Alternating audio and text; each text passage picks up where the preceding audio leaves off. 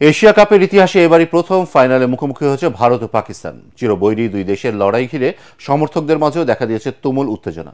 এদিকে পাকিস্তানের অধিনায়ক জানিয়েছেন তারাই জিতবেন শিরোপা, তবে পরিসংখ্যান এগিয়ে রাখছে ভারতকে। দুবাই আন্তর্জাতিক স্টেডিয়ামে রাত 8:30টায় শুরু হবে এশিয়া কাপের ফাইনাল ম্যাচ। আরও জানাচ্ছেন পরাগ আরমান। এশিয়া কাপের 41 বছরের ইতিহাসে এবারই প্রথম ফাইনালে মুখোমুখি হচ্ছে ভারত ও পাকিস্তান। তাদের ম্যাচ মানেই মাঠের লড়াইয়ের চেয়ে বড় হয়ে ওঠে রাজনৈতিক বৈরিতা। তাতে চিরশত্রু দুদেশের লড়াইটি ছড়ায় আলাদা উত্তেজনা। দর্শক সমর্থকরা মুখিয়ে থাকেন এশিয়ার সেরা দু দলের লড়াই দেখতে। বাংলাদেশকে হারিয়ে ফাইনাল উঠে প্রতিপক্ষ হিসেবে ভারতকে পায় পাকিস্তান। চলতি এশিয়া কাপের দুই ম্যাচেই সূর্যকুমার যাদবদের কাছে হারলেও ফাইনালে ভারত বদের স্বপ্ন পাকিস্তান অধিনায়ক সালমান আগার।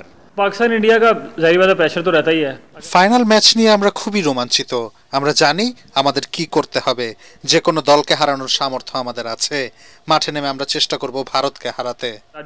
जो टीम कम गलतियां करती है वही जीती है और हम कोशिश करेंगे। এশিয়া কাপ ফাইনালের আগে ভারতীয় শিবির চোট সমস্যায় জর্জরিত। গুরুত্বপূর্ণ দুই সদস্য অভিষেক শর্মা এবং হার্দিক পান্ডিয়ার ফাইনাল খেলা নিয়ে রয়েছে সংশয়। দুজনেই পেশিতে টান পড়েছে। তবে এশিয়া কাপে একমাত্র অপরাজিত দল ভারত। তাছাড়া এবারের দুই ম্যাচেই পাকিস্তানকে পরাজিত করে তারা রয়েছে ফর্মের চূড়ান্তে।